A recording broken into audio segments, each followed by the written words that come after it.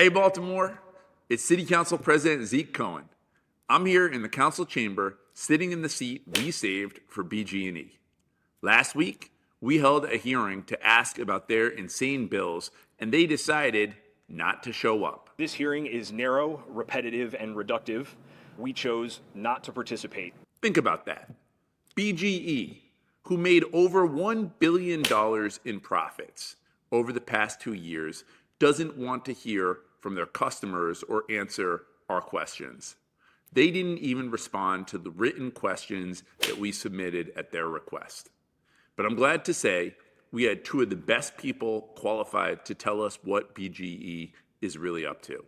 First, we had Maryland's People's Counsel, David Lapp.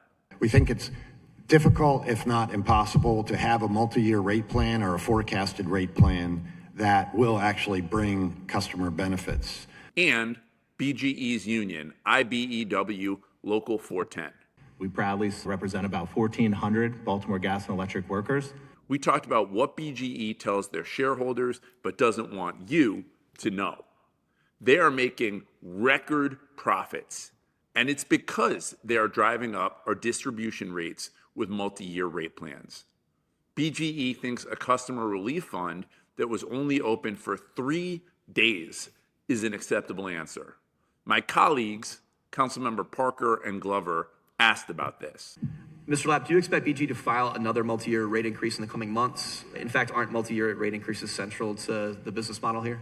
We certainly expect that they'll be filing for a rate case probably in the near future. And I know that it's not enough because when my constituents apply and they call and they go to the website, this is what they see. The fund is closed.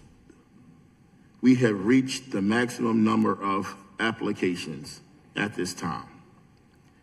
This is really unacceptable. We also learned that BGE is contracting out a bunch of work they could do themselves. When they do this, it costs more. And when they spend more, we pay more. That's why they're laying off entry-level workers while their contractors are hiring. My colleagues, Councilmember Jones and Ramos, asked about this. It's my understanding that the justification given to these workers for the layoff was due to lack of work. In fact, we see that cited in one of the layoff notices. But also I'm hearing as of recent as last month, Exelon told investors that BGE was going to invest in another $8 billion in the area. My understanding is that BGE actually has a hiring freeze right now. And so they're also making the excuse that there's higher labor costs, which is why they're having a hiring freeze, which we know is super false. Higher contracted labor costs. The next job code down, as well as increased contractor labor costs.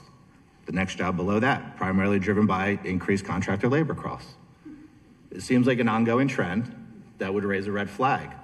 These profits are not going to the laborers. They're not going to the workers. They're going to the owners.